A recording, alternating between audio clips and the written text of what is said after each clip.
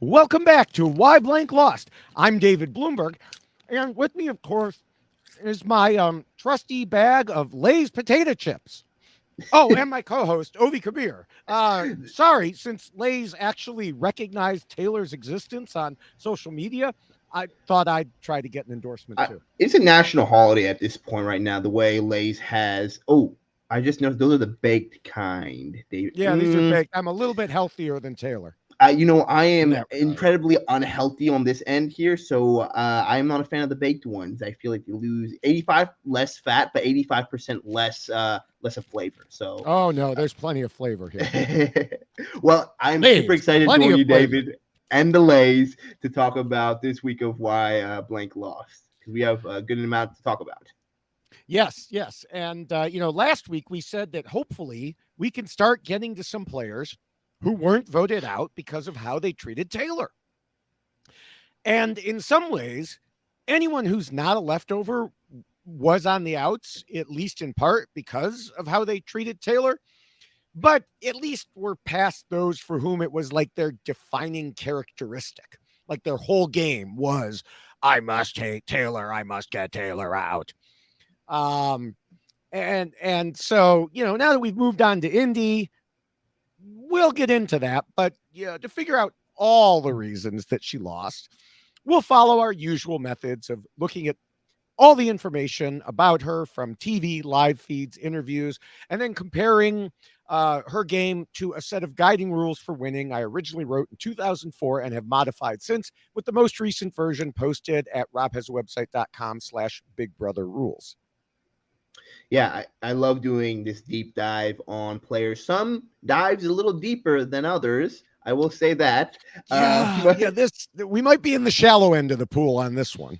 Exactly. But what's exciting is that we actually get to talk about the jury element within the rules, which I'm excited about. So, yeah, I mean, Indy, a lot to talk about outside of her game. Yeah.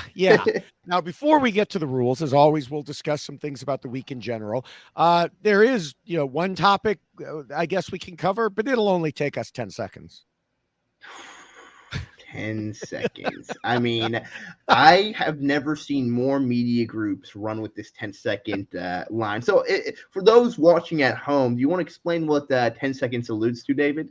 Oh, thanks. Toss that one to me. What they have not, for anyone not watching the feeds, what they have not addressed on the show is that Kyle and Alyssa have, what's the word? Made it very official that they are boyfriend and girlfriend, and not just with words.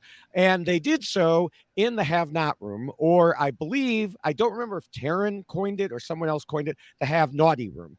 On the pool floaties, and Kyle has repeatedly said, and there is video of this, there isn't video of their actions, but there's video of him saying, I'm sorry I only lasted 10 seconds. I'm not good at sex. Yeah, here's the thing. I'm not going to shame any man for the lack of 10 seconds to somebody feels like an hour, Sometimes you just never know. As a man, ideas just go, time flies differently. What I will say is that it just, there's cameras there, everyone's listening to it. And I just think it's, your mom and your grandma are watching. I think the irony of seeing Kyle's family comment on their relationship when it first initially in that first kiss, and they seem kind of shocked, a little upset, maybe. I don't want to put words in their mouth, but they didn't seem exactly the happiest about that kiss on television. Yeah. I can't imagine what the 10 seconds line is going to do. That the family group chat right now is going wild. Is all I can say. Or it's dead silent. They're not doing any watch parties anymore for Kyle.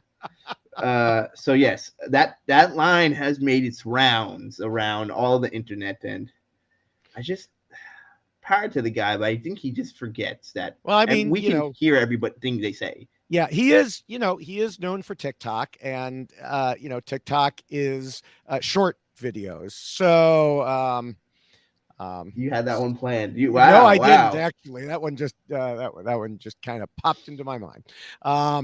But yeah, we can move on past that, and maybe into a little bit more the strategy of Kyle and Alyssa, because over the past couple of weeks, we've mentioned that the showmance could affect his game as he tries to balance Alyssa with the leftovers. And that's exactly what happened this week. He was getting much closer to her, just as the leftovers were telling him to get rid of her. I will say, the leftovers, to the leftovers, I'm speaking to you, even though you can't hear me. You are being stupid to think you can convince or pressure Kyle to use the veto so his girlfriend could be voted out. I mean, I know Taylor commented to Monty, for example, that she especially, but everyone else in the leftovers have made personal sacrifices for the alliance, and Kyle hasn't. But no one else has been asked to vote out their romantic partner.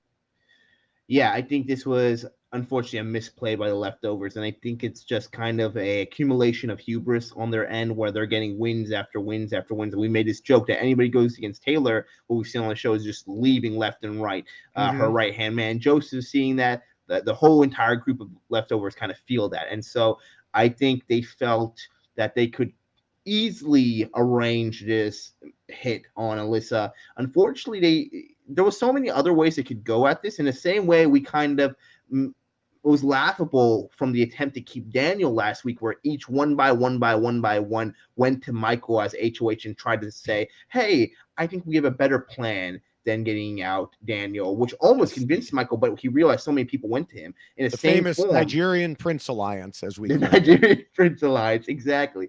And I think, unfortunately, leftovers deployed a Nigerian Prince Alliance on their own, where I don't think they had the foresight to realize that attack on Alyssa so strongly and adamantly on it would make Kyle feel like he's endangered, which unfortunately it was kind of confirmation for other things that he had in mind too.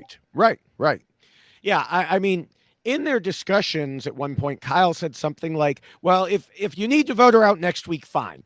But to me, that sounded like a child when their parent is saying, "Clean your room," and the kid's like, "Oh, I'll do it tomorrow. I'll do it tomorrow. I'll do it tomorrow." You just keep pushing it back, and you hope that people will forget, or things will change, or there'll be a big twist where the house is split in two. Kyle was hoping things would change, I think. And it's just, yeah, he just pushed it back, and he's going to deal with it in the future, which, is probably the best thing for him to do. Yeah, and here's the thing I want to say before we get into everything too. Credit to Kyle in this part of the game. It would be a dumb move for him to cut out Alyssa at this point. He knows the leftovers aren't going to make it all the way through to final 3, final 2. They have to attack each other. He's starting to see some of the leftover members get closer because they're putting on from Taylor and Joseph that they're actively trying to chain themselves together. This idea that now they want to go to his final 2, his close ally, it's best for his game to kind of figure something out. And so there's many ways he could have gone around it, and I think this is what we might touch on. The way he went around gathering his members was also a misplay, because I think it put off some of the members he wanted to bring in too. Yeah. I mean, really, this week should have been simple and straightforward. Taylor won HOH. She's part of an alliance that easily has the majority. She was the target of bullying and other a-hole behavior from several people on the other side. Just nominate them. Period. But instead, she, said one was off limits.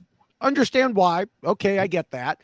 But then she promised safety to 2 more. And, then after all that, she talked to her fellow leftovers, and they were like, no, you have not thought this through. You need to rethink it. This was her HOH. Just honest. Unfortunately, it was a big fumble. And it's because she lost control of the HOH. The same way we criticized Daniel in week 1, where he essentially had a opposite of HOH-itis, which Taylor did have HOH-itis, but also lost control of the HOH-itis, which is the worst thing. You can't go from 100 to 0, and that's what happened. The person she didn't want to go home, really, went home. She let other people to take the moves, and then also she just had a lot of sloppy gameplay from this week that I think people will point out for concerns from with working with her moving forward. I mean, she almost Yeah. lost her allies. Like, Yeah. I mean, she ended up with at least one possible correct combination of nominees. But even after that, like you said, she almost lost an ally. Joseph's game might literally have been saved by the punishment of being chained to Taylor. Because until then, they were planning to nominate him for reasons. They still don't make sense to me. And it's quite possible his allies might have turned on him at that point. But once they were tethered, he said, no, it'll look weird for her to nominate me. It doesn't go along with the story that we were giving. And it's like, yeah, because it always would have looked weird for her to nominate you.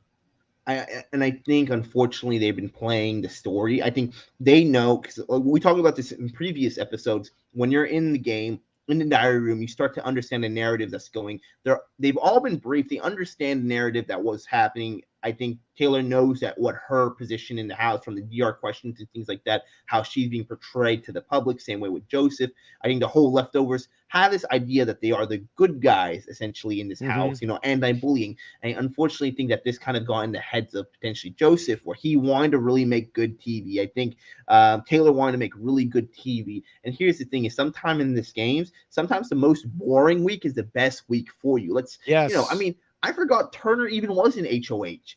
That's how good he played his HOH week, essentially, because I forgot about it. He also took out a sizable target, you could argue. And now Turner's in a great position. That's the way you want to have it be. Versus this. Go on. Yeah. This is something Jessica and I talk about with Survivor all the time, which is, yes, the producers want you to make good TV. That is their goal. That is not your reason for being there. You are there to win the game, to win the money. It doesn't matter to you. That $750,000 is the same whether you make good TV or terrible TV. So if you are playing to win, who cares about the TV? Let the producers worry about that. You play your game. Exactly. I mean, and play the TV on other weeks where you're not HOH, it's take them out and bury it. That's what you want to do. You want to take the person out and bury it. And especially it's really important on your jury phase. I think that's when it becomes super crucial, which I think we're going to get into, but some weird way worked out for Taylor in the way Indy went out, that she doesn't have hard feelings towards her. But did we want to talk about anything else before? I do want to go back to the Kyle. And we discussed this last week. It goes back to Kyle again. And it was finally brought up on the show last night, his presumption of like Cookout Part 2 alliance among the non-white house guests, despite the fact that there's zero evidence for it, and there's zero evidence for it because it's not true. Last night on Twitter, you made some very important and insightful statements, and I wanted to give you the floor here again for that, so you can spread it beyond just the Twitter sphere. I appreciate that. So I think here's the one thing. This is why you should watch Why Blank Lost, is because we were kind of ahead of the curve. We talked about this. We had the viewers in here, and in the comments, you guys actually discussed it too, which I love, talking about kind of what Kyle, the way he's felt, and this narrative that he's pushing, that he worries that there's a Cookout 2.0. The show kind of finally showed that through the lens of Michael and Brittany, them not being super about it. And so something I talked about that I think was important for me, at least, to say, and I'll just read it out. So I just talked about how people may still feel unsatisfied by CBS highlighting prejudices that happened on Big Brother, but it's a large improvement to what happened 3 years ago on Big Brother 21 on my season, when they gave essentially a golden boy edit to the winner, and only till the last minute they exposed him as his racist behavior and him himself. And the reason why I said this is because there are many supportive voices when regarding my experience, and unfortunately what a lot of other people of color in the show have gone through. But for those same amount of voices that are supportive, there's so many people in our DMs, comments, in person, who tell us we're weak, we're crazy, we're stupid for even thinking that, because the show never aired that. So just the idea that the show aired some of this so that when the house guests come out, they can feel validated. Or the great thing is that people who are viewing it can make an informed decision on how they believe. And that's what I think is important, to show at least both sides of it. Because I know There's going to be people who are watching this who might disagree with how we feel about how Kyle is being a little prejudiced in the way he's creating his strategy moving forward with this narrative. And it's your own, you can hold what you want to in your belief and opinions, but it's good that the show finally, even minusculely, is showing both sides of it. And I think that's kind of what the great thing about the show is. Within the show or within the game, we as house guests have conversations about real life. And I think it's important to show those so viewers like everyone out here can have those same conversations. So, yeah, I mean, that's basically it. I think that we saw the show talk about some of the prejudices that Kyle's having. And this is the thing, is that I think it's really important to, when he comes out, him be aware of the things he said, the things he did. He can talk about it, maybe re-explain himself in a different way, or just, learn, educate himself. But the same thing, as viewers, we can do that as well, too. So, let us know what you guys think. I mean, you guys already have in the comments. I love seeing those. And I think this is just good conversation. I don't say it's a debate. I think it's conversation on real life issues. Yeah. Now, another person who needs to educate themselves on this is Julie Chen Moonves. Other than last week, we had joked about having a segment on the podcast called Julie Chen Moonves is wrong about blank. Because each week she has an interview where she talks to Dalton Ross. And last week she didn't say anything. This week, yeah, she's back and she's wrong. Because he asked a question about Kyle, and she basically wanted to act like there was nothing wrong with what Kyle had been saying. And she even got the whole timeline wrong by claiming it might have been Taylor saying she wouldn't nominate Jasmine as a fellow black woman that caused Kyle to think that way, even though he started voicing these thoughts about this supposed alliance before Taylor was HOH. So, we talked about Kyle last week.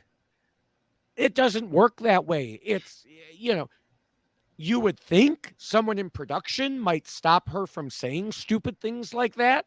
Like, hey, Julie, I know we only showed it on TV last night, but this has actually been going on for like 2 weeks or so, maybe a little more. So don't talk about something that happened 1 week ago, less than a week ago, as being the inciting factor. But no, they just did it, and there it was in Dalton's article, and it's just like, again, it just shows Julie, as the host, has no clue what's actually going on. I think she actually probably, you know what? I have a different take. All right, David, I'm going to disagree. I think Julie knows exactly what's going on in the show. She actually has been watching each episode of Why Blank Lost and was upset that we had to take away her segment where we said dumb things Julie says. So she said, I need to come back for the crown, whatever may be. Any press is good press. And so she wanted to say that. And here's the thing. I've heard a lot of people say that exact same thing, that I think the things that Taylor said spurred Kyle to feel this way. The timeline doesn't work out, and you can argue maybe now it confirms what you said. But here's the thing is, what Kyle said, he thinks that all the folks who are working, from Indy to Joseph to Taylor, Terrence, he lumped every person who isn't white, not even just black houses, every person who isn't white together into this virtual alliance. And there's nothing wrong with discussing possibilities or the thought that there might be a potential other cookout. I'm not saying that's wrong. What I'm saying is that to assume that's going to happen and then make an action plan based on that narrative, now convince other white house guests that it's actually happening when it isn't happening, and form a strategy around it. They're still forming a strategy around it. It still hasn't occurred. Terrence is on his side. Joseph and Taylor are together because they are connected there. And I think we saw Brittany and Michael talk around the lines of why they feel uncomfortable with it, because it wasn't just one conversation Kyle has been having. He's been having multiple conversations about this, to the point where they start to feel, ooh, Kyle, we're not really seeing the same viewpoint you're seeing. We can still work together, but it doesn't have to be based on race lines. Yeah. And I think Michael said something. We saw, on the show, Michael say something similar to what you said. Like, if I saw evidence that there was an alliance, then yes, I would, strategically work on that, but I don't see it. Yeah. So, all right. Well, we covered a lot of ground, a lot of it dealing with Kyle. Is there anything else you want to discuss before we get to the rule? I think it's time we talk about Indy. I think honestly, we still will end at the same time we would have. This was a good little Yeah. filler content for it. There's no shade. It's just that I don't know what your notes look like, David, but my notes right here, unfortunately, pretty short. it's pretty. There's not much as well Okay. to talk about, but Okay. Well, let's get into it. Let's try it all out. right. Well, before we get to the rules, I do want to mention that the Survivor version of the rules is comes in a shorter and much more colorful version in poster form. You could just go to robhasawebsite.com/yxlostfeed, scroll down to that poster you see on the screen, and click it. And in addition to the poster, there are other ways to get the rules, so you have them with you at all times. You can get the T-shirt. There's the poster T-shirt. There's the checklist T-shirt. There's the checklist mug. So you can get all of those again at robhasawebsite.com/yxlostfeed. Perfect. I mean, I love seeing. I'm a little disappointed we're not having like a very exciting shirt you're wearing. I mean, I love the polo. Don't get me wrong. Yeah. But last week you had a nuclear explosion on there. Yeah. And the week before then was I didn't. This kind of describes everything about Indy's game. Not to get, just kind of plain. Got it. Smart then. Smart. Yeah. We'll go with that as the reason. Well, let's get into it. I want to hear the rules. I want to hear what you think. Well, Indy was not exactly the best player in the house, but that also meant she wasn't necessarily a huge threat either. How did the target end up on her after all the possible options through the week? We'll figure out where she went wrong as we determine why Indy lost. The first and most important rule is, of course, to scheme and plot. And here is where we have our first problem, in that Indy was not exactly the brilliant strategist of the house. She wasn't even Jasmine, who thinks she's the brilliant strategist of the house. In fact, back on July 29th, Indy said she didn't want to lie or stab someone in the back to win the money. Unfortunately for her, not lying or backstabbing kind of takes away a huge chunk of your options in Big Brother. But she told Mike Bloom, $750,000 is a lot, but no one can buy my heart. Nobody can buy who I am. Nobody can buy my honesty, my loyalty, how amazing I am. And I hope people in the house realize that. Don't put a price tag on who you are. The thing is, this game does put a price tag on who you are, or at least how you are playing this game. And Indy clearly wasn't willing to actually play. Yeah, I think it's really interesting. I think that Indy kind of took this game in the format of Big Brother Brazil, which is incredibly popular.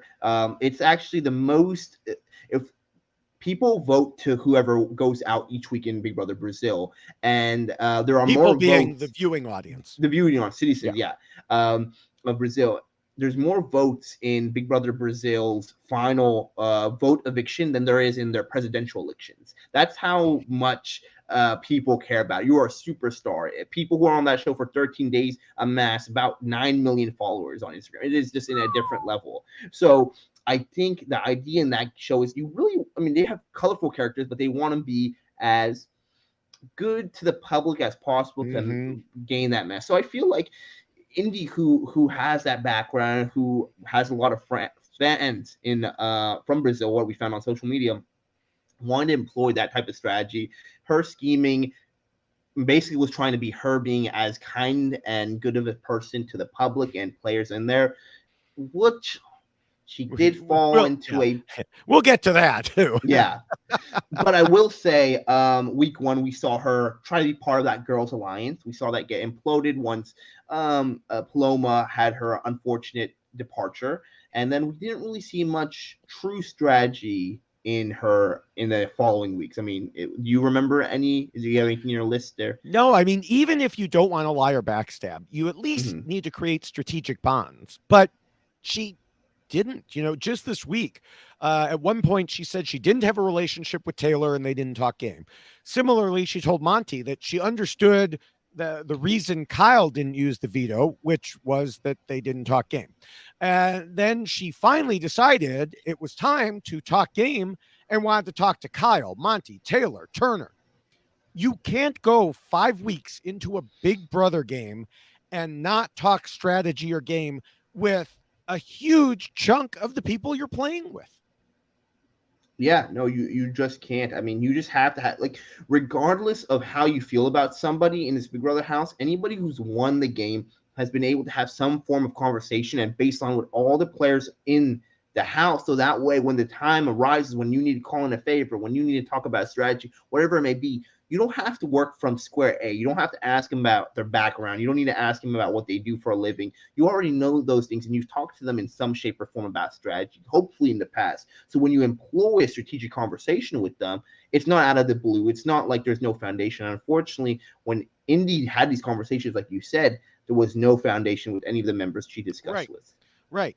I mean, maybe she didn't talk to those people because she knew she wanted Taylor and the others out. So, why bother when she wasn't going to lie to them per what she had said? But it goes back to the fact that you can't seriously play Big Brother without ever lying. And, even beyond that, it's not clear what Indy's overall game actually was beyond what you said, which is basically being popular. Even her supposed ally Jasmine said she didn't know what Indy's game was. And then Indy would do things like saying, like she told Kyle that his showmance with Alyssa was bad for her game, which, yeah, it was, since the showmance was the reason Kyle didn't use the veto to save her. But it's still not smart to tell him that. And again, I don't even know what it really means. Yeah, no, each week I think she was really hoping to be able to float by, and I wonder, and I'd be almost curious to see if there was, maybe I'm giving a little too much credit, but I'd be curious to see that maybe she thought the lack of strategical conversations with other players would make her seem very invisible and very like under radar. So her goal was to kind of essentially float by, and we don't need to go against Indy because she's not against us. But I think the issue is people might have not felt she was against them, but they didn't feel that she was with them. And I think that was an issue, that she just, at least by the bare minimum, if you're going to play a low level, like a floater game where you try to be, a butterfly on the wall, you need to still make sure people who are in power or just across the house know that you're not gunning for them. And so when you have that question mark, you become, a target. Yeah. All right, we can move on to the second rule, which says not to scheme and plot too much and to keep your scheming secret. Now, considering we just talked about Indy not really seeming to have a strategy to begin with, there doesn't seem at first glance to be a whole lot to discuss here, except that when she did try to get a few people on her side this week, she immediately got busted for it. One instance was when Indy went to Taylor after nominations to say there were so many times Indy protected her in the game, and she didn't even know that. Yeah, the reason Taylor didn't know about those times is they never happened. Monty said exactly that to Taylor when she relayed the story to him. Now, was Indy actually lying, which she said she wouldn't do, or had she convinced herself of some fairy tale? Considering her responses to interview questions, I suspect she's convinced herself, but telling herself that story doesn't mean everyone else is going to ignore reality. Yeah, I think that when you tell yourself a lie for so many times, it becomes easier to say the lie if you can believe it yourself. And I think that's important sometimes in Big Brother, but you need to be able to find a distinction between those. And I want to pull it back just a little bit, in the sense that, let's go back a little week. So with her, she didn't really scheme too much. So she was good on 50% the time. Mm-hmm. However, from not letting people know of it, I just remember when we had those 5 people who came to Michael during his HOH week. This past week when Daniel went home, they all went one by one by one. I always thought the conversation when Indy went to talk with Michael stuck out like a sore thumb. She was talking to him, says, I don't care what you do. You can do whatever you want, but I think it might be smart to do this. She's pitched the same idea these other 4 players who are pitching. Indy was pitching that. And her whole strategy of basically not talking strategy with anybody is dismantled then, because why out of the blue is Indy regurgitating the exact same thing? It just becomes so obvious. So she didn't make it secret of who she was wanting to work with versus, everybody. She just let that all out through the actions when she did try to scheme, because she didn't scheme normally. it became so apparent. Yeah. Yeah. And then another example was that Brittany knew Indy was in the Five Swatters Alliance in addition to the Women's Alliance, but Indy said it was only the women for her. Now, of course, that wasn't really the reason Brittany voted her out, but it was a useful excuse. And it showed Indy couldn't really control her game, even though she was like, no, no, no, that was never really real. That was this, that was that. But it's like, yeah, but you've lost control. You do not have any handle on the narrative here. No, exactly. I mean, I guess she gets 50% on this rule because she didn't scheme too much, but I think she went to the whole other level where she didn't scheme enough that it became so transparent when she did try to scheme. Yeah. So yeah, I agree with that. All right. Well, the third rule talks about the need to be flexible. Now, when I think of Indy, flexible is definitely not a word that comes to mind for many reasons, some of which we've gone over already in terms of strategy. Some we'll get to soon in terms of the way she acted. What did you think of her in terms of this rule? Flexibility. I think she was unable to see the tides were going one way or the other. She was convinced week in and week out whether Joseph was with her, whether Michael was with her, whether Kyle was with her. I mean, by the end of it, she thought Kyle was the one who orchestrated her going home and wanted her to go home. Kyle didn't really want her so much to go home. Excuse me. He wanted Ellison not to go home. Right. And so her lack of flexibility was that she never jumped ship on anybody else's boat, essentially, when she had the opportunity so many times, because she wasn't a target for so many weeks. So any other week she could have jumped around and made other relationships, but she chose to continue to surround herself with the same people that she did from week one, who one by one were going home until then it caught up to her. So I'm trying to think of moments, and I'm looking at my notes here, but there were very few, if none, I have opportunities where she did show true flexibility. I mean, being kind to Taylor is not being flexible. Like, that's not exactly right. That's a very low bar. And if anything, I don't think she really was that kind. Right. I mean, part of being flexible is having your finger on the pulse of what everyone else is doing. She never had any clue what everyone else was doing. Yeah. I mean, we found that out when Michael revealed in his goodbye video, oh, here are these people in this alliance. No, she's like, oh yeah, I thought that. No, you didn't. Stop it. You had no clue. So yeah, it's hard to be flexible and go with the flow of the house if you don't have any idea what's going on in the house. Exactly. And then lastly, I'll just add to that, her gameplay, the way she's talking about it now, the way she talked about an exit interview, and when she left the house, literally talking to the house guests, seemed very inflexible. And I worry about this when it comes to, and we'll talk about in that later in the rules about her jury management. I worry though with her flexibility, she has a way she thinks the game should be played, where it needs to be an honorable person, not lying, not deceiving. I don't care if I win the 750K if I hold my honor. And that just, you can't play a flexible game like that. To play a flexible game in Big Brother, you have to be able to lie. You have to be able to manipulate. And there's lines that you might not want to cross that are outside of game, within the game. But to not have that notion that anybody should be able to do that, and if they don't do that, they just don't deserve to win. That really dictated what it seems like her gameplay. Yeah. All right. Well, the fourth rule says players should not let their emotions control them. And Indy could certainly get emotional, and that was definitely the case when she became one of the people who fixated on getting rid of Taylor for no good reason. She wasn't a leader in this regard, mostly because she wasn't a leader at all in the house. And, she wasn't as openly forceful about it as people like Paloma, Nicole, Daniel. But she kept bringing it up, even though there was no valid strategic reason to do so.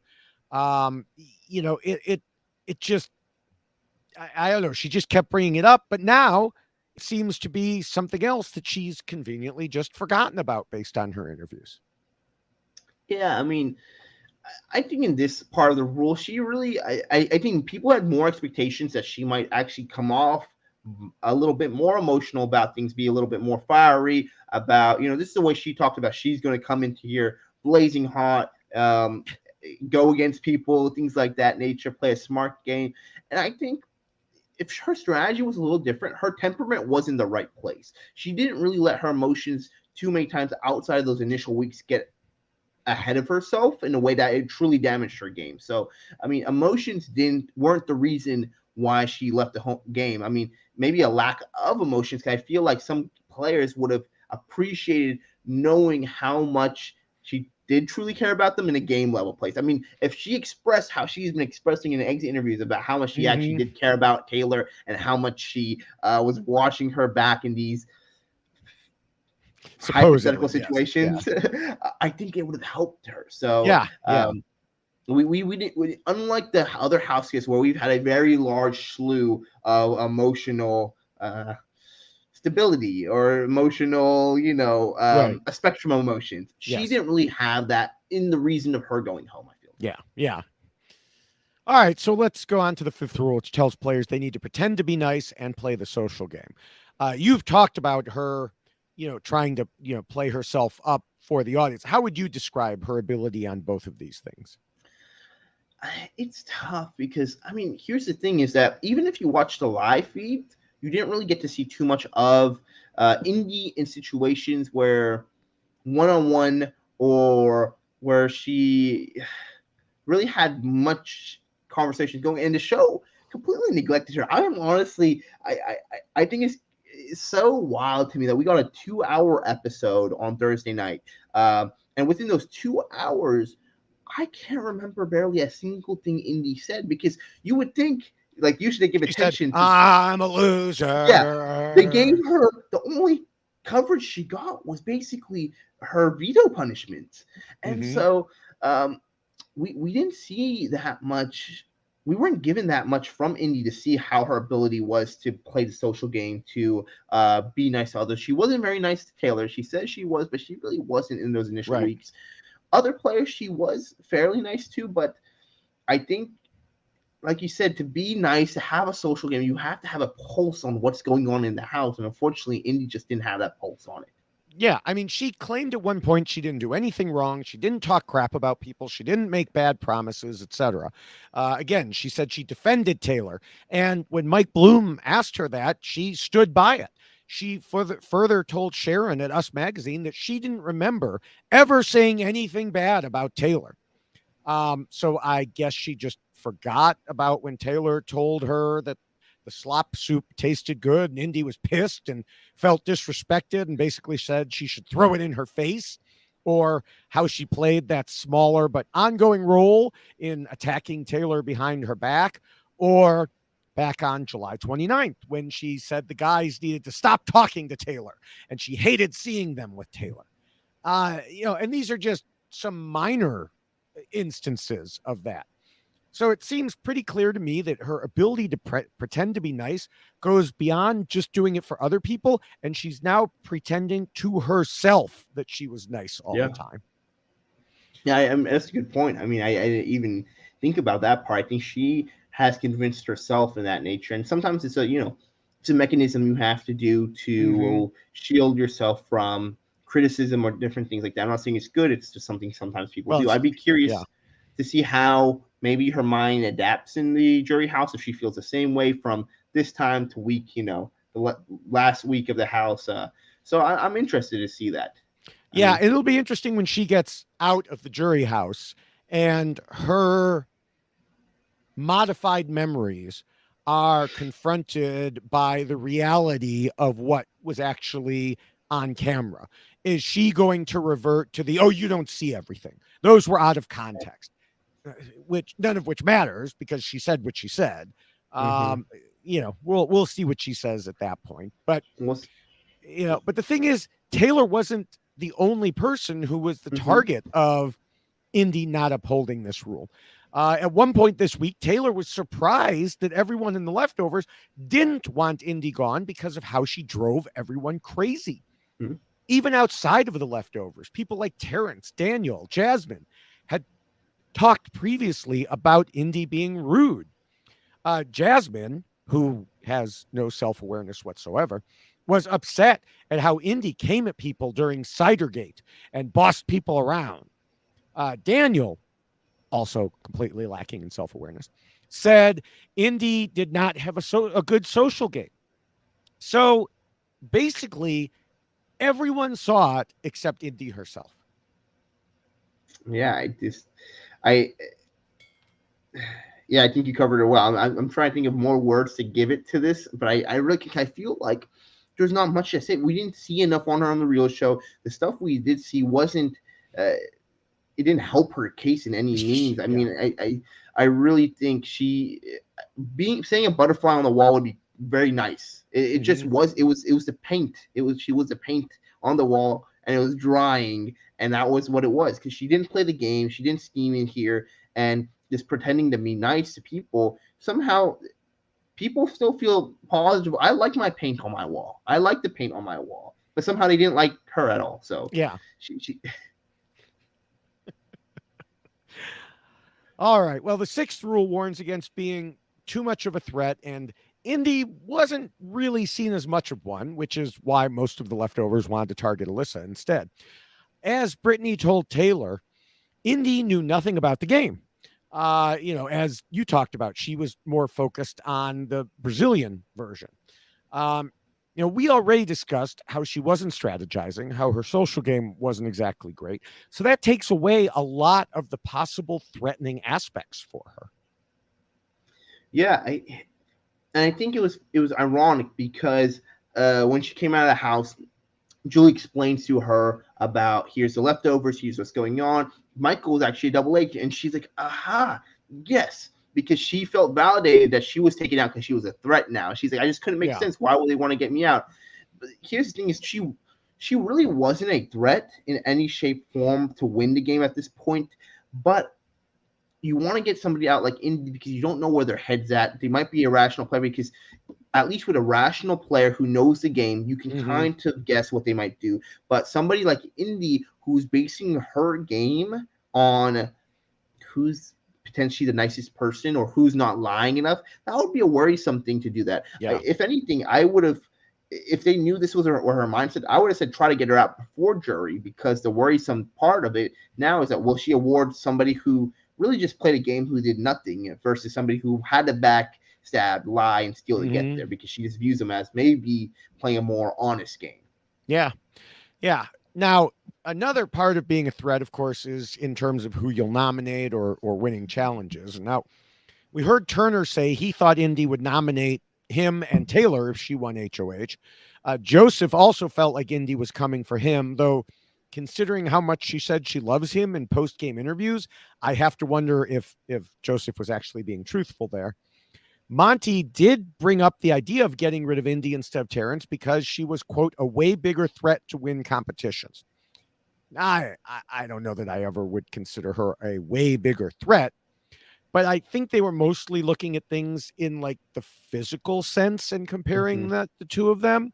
And then, of course, what happens? They vote out Indy, and Terrence immediately went and proved them wrong. Yeah. I think here's the issue is that you're saying that you might think Joseph might not be telling the truth in that, but I think he is telling the truth because she didn't make it clear enough to the people that she actually didn't want to put on the block if she had the power that she was working with them or really truly didn't because they felt such a lukewarm fellowship between them and her. They didn't know, they must have felt that she must be much stronger with somebody else in the house because why if I'm one of her stronger allies she's feeling this Right. lukewarm towards. Right. So you become a threat to anybody's game when they don't know if you're on their side. You don't even have to necessarily be against them, just not on their side. And unfortunately, she did not clarify with anybody in the house that she was on their side. Which, if she did that the following weeks beforehand, she didn't even start from week 1. If she started from week 3, I don't think she would have been in this position. I think she would have had a lot more people on her side who were saying, "Hey, maybe we shouldn't get Indy out right now. Maybe we Yeah. can still use her." But no one felt like they could use her. Yeah. Yeah. All right. Well, the seventh rule says to trust almost nobody. And as we've discussed, Indy played this game with her heart, not any real scheming. So everything she did was based on trust. A day or two before the vote, when it started to become clear that people were not going to keep her, Indy complained she didn't think she'd have to campaign to the people she trusted.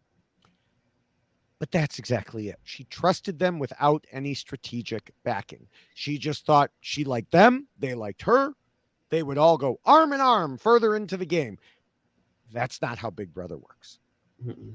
Big Brother is a game about currency, all right? Social currency. Trust is only one of those social currency And you have so many different things. You have from power, you have some ability, you have alliance. All these different part components come together to help you sell yourself to somebody else. Yes, Indy was a very trusting person, and I think people actually consider that as a great currency with her. The issue was she was trusting with too many people across the board, and she didn't have any true information to share that was valuable to them. She was getting information fed to her. She wasn't feeding information to others, and because of that, your valuability to anybody gets a little bit lower. Yeah. Yeah. I don't All even right. know if Well, valuability is a word. I think I yeah, just made that up on the spot, but that's it's going fine. to be a word now. That's right. Um, So, all right, now we can move to, for the first time this season, to Appendix A. And that deals with the jury phase of the game. And in retrospect, we could have mentioned it last week because one reason some people wanted Daniel out last week was so he wouldn't be on the jury. And as a matter of fact, right after we started recording, Ovi, you said to me, "Hey, are we going to get to Appendix A next week?" I'm like, "Oh, we probably should have done it this week." But really, we had plenty of other things to discuss with Daniel. Yeah. So this appendix is about how players need to plan ahead for making it to final two, how they should work the jury. And we saw a number of different players. So the reason it's an appendix, just to make it clear, is it doesn't necessarily talk about the person who was voted out. As we get deeper into it, it might. When we get to the final two, it could, certainly. We've seen people lose because of their decisions leading into the jury phase. But for right now, it's mostly going to be talking about other people as it applied to Indy. And so, we saw a number of different players this week trying to act like they were supporting Indy. I would say Michael was the star here. He pushed hard to give her a sympathy vote, and then he was the only one to do so. He revealed the leftovers to her in his goodbye message, thus taking away blame from himself and vowing to send those who did her wrong into the jury after her. In her interview with Mike Bloom, Indy said, "I adore Michael. So strong. He's the perfect player for this game. You cannot touch him. There are no words for him. He is amazing in every single thing that he does." So unless he really, really screws up somehow, sounds like he got himself a locked-in vote if he's in final two. I agree. I think that Michael did a great job at playing this week out with the idea that she's going to be in the jury. I mean, he's a lawyer, so he's planning out who he wants his jury to be. And I think one thing that was really smart is that, and I think this is something we can kind of start thinking in consideration for potentially next week with it. But Michael is already planning his turn on the leftovers. He put that seed into Indy, and so by saying in the messages away, he's saying that, hey, I'm going to get revenge for you, whether it might not be this week or next week. If he's in the house, he's already planning to turn on leftovers. He sends one of them home. That's confirming to Indy that he was true to his word, which she really, really appreciates. And so that helps him so much. I mean, we see the other players, and I don't know if we're going to talk, if this is how we'll talk about it, because this part's new to me too. But I mean, I think unfortunately Joseph did a disservice to him to try playing so sweet and saying I didn't know what was going on and all these things, and Michael basically upturning what he said. Right. I think it's going to be really interesting. The only thing I'll say is that I worry about Kyle and Taylor, the way that happened. Sorry, you keep talking. My Mac's about to die. I need to just plug it in real quick. Well, yeah, Kyle is who she blames for her eviction. She told Dalton Ross that. And she's upset with Brittany for making her feel bad just before voting her out. Because remember, with Indy, it's all about feelings. And she said about both of them, "I really don't want them to win the game." Now, that's never anything you want to hear from a juror. Needless to say, if either of them are in final two, they're going to have a tough time getting her vote. They almost need to be the final two for one of them to get her vote. I agree. Sorry. Okay. Just had to get that all situated. It was about to die. I saw the 5%. I'm like, I'm plugging it. The Indy right now is trying to kill my computer right now. They're trying to stop this. I think we're going to see how this plays out. I think she could be one of the most interesting jury members on the jury as we move forward. Because here's the thing: is usually as a jury member, you have the first jury member can set a tone as Yeah. it goes to kind of talk about how you want to do this. So if she is really convincing, which we didn't see in the House, but if she's convincing that the person we need to award who's going to win this needs to be a person of high standards to an upstanding, person who doesn't backstab and lie and cheat. I wonder how that will influence other members who might come after her. Will that be able to work on Alyssa? Will that be able to work on Jasmine, Kyle, etc.? So that might be difficult for somebody's game in there. Right. All right. Well, with that, it is about time to wrap things up. So what are your final thoughts about Indy? I think Indy's this game player that actually I felt like I was gaslighted by, because when I thought about Indy, I was like, okay, she's playing a low ground game. And then immediately, so many fans who were actually Brazilian fans flooded my inboxes, flooded all my comments, and they were just talking about how they love Indy. And I was convinced, I was like, man, Indy has so many fans out there. And what she does have a big population of fans, but I was convinced maybe Indy might be able to play a floater game, because at first I didn't give her much credit. Then she survived the first week. Seemed like she was in a position where maybe she could work things out. But unfortunately, as week in, week went out, she wasn't playing a dead fish game as a ploy. It was just her game. So, I wish I could say Indy broke most of our rules on here, but she just didn't use the rules. She didn't play the game, so she couldn't even break the rules, really. So I think it wasn't a question of if, it was a question of when Indy would go home. And so I'm not too surprised, and hoping the following ones are a little bit more interesting things to talk about. Yeah. Indy said in an interview, I didn't leave the house because I was not great enough or was not a good enough player. It was basically because I was not part of their alliance. But that continues to show that she missed the point of the game. Yes, she did leave in large part because she was not a good enough player. And being part of a good enough player is getting into good alliances. Indy played US Big Brother like it was an international version where you don't strategize much and you hope the audience likes you. Well, in her mind, that's what she was doing, but I suspect she might have been voted out around now anyway due to her negative behavior, all of which she has seemingly and conveniently wiped from her mind. This was one reason she wasn't in the leftovers after all. And also one reason the leftovers decided she should be the one to go once Kyle put his foot down with the veto.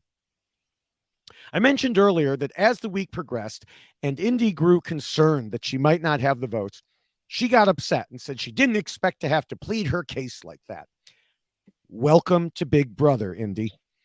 She was a little late when she had to actually try to play the game, and she also made some mistakes even at that point, although her fate was already essentially sealed.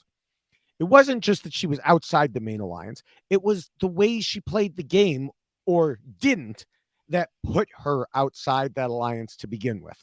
And that is why Indy lost. Well put. I mean, I wonder, I'm curious if any of the house guests are ever going to watch this back from BB24, because it'd be very interesting, because I would love to hear maybe if there was any other strategies that you had in mind, especially with Indy. If there was something, maybe she lies to convince herself, and maybe she could lie and convince us some shape of form. Yeah, you put it best, David. Yes. All right. Well, before we continue, let me remind everyone that the rules we just discussed are available in poster and t-shirt and mug form. Again, at robhasawebsite.com/yxlostfeed. And also, don't forget that both of us are very active on several different social media platforms where we discuss Big Brother and a number of other topics. On Twitter, I am at the Ovi Kabir, where you can see me get amassed by many people who disagree with my opinion on Big Brother. So join and disagree with me. Which is a good way to figure out people who to block. I definitely found several people to block when they responded to you yesterday. There's a good amount. I stopped blocking as much just because they make a new account, but it is what it is. I'm all for discourse, so jump in there. But you can also find David at David Bloomberg. We're also both on TikTok, where I'm thinking the word, but basically our host right here, David, who is our TikTok influencer, is at David_Bloomberg. and I am at Basmati Boy. David has lately been posting an average of 2 videos each day, including 1 to 2 minutes on mini wide blank loss for Survivor South Africa, which I just started this past week, thanks to David, and plenty of other Big Brother videos. He also reposts those on his Instagram at david.e.bloomberg, and so you can find him on there. Is there anything you want to add about that one, David? Just that my videos are longer than 10 seconds, typically. So longer than 10 seconds. So if you still get short form media there, but a little longer. And you can find me on Instagram at Ovi Kabir, where many of you guys have came into my DMs, talked about the streams, these videos, had some conversations on Kyle, other house guests. I love talking to you guys there, so please let us know. So we're going to be posting this on here, but please let us know where you saw this from, whether it's Twitter, whether it's TikTok, what you came here and join in on the conversation. Yes, and as we do wrap up, I want to encourage people to check out the RHAP Patron program at robhasawebsite.com/patron. You can get access to 2 special patron-only Big Brother podcasts, early live access to former player interviews, and more. And when Rob isn't talking directly to everyone, there are the Facebook groups and Discord with a great community of people where you can talk about Big Brother, Survivor, life in general. So again, you could support shows like ours and everything on the network by becoming a patron at robhasawebsite.com/patron, or just click the link at our robhasawebsite.com/YXLostFeed page. And also make sure you're subscribed to all of the RHAP podcasts by going to our, again, YX Lost feed page. You'll find the great content like the daily live feed updates, the Big Brother Stock Watch, and much more. With that, I'd like to thank Scott St. Pierre for the editing done on this podcast, Will from America for the theme song, Lay's for the endorsement that they will no doubt be giving me soon. And thanks, of course, to you, Ovi, for once again joining me. Always. Thank you so much, David. This is always a pleasure. Can't wait to go into next week's Wide Blank Lost, and thank you for everyone who tuned in this week. Yes, and we'll be back next week discussing 2 different players who get voted out by 2 parts of the split house, which should certainly be interesting. Well, that'll be a long episode. Can't wait. Yes, we will see you then. Bye.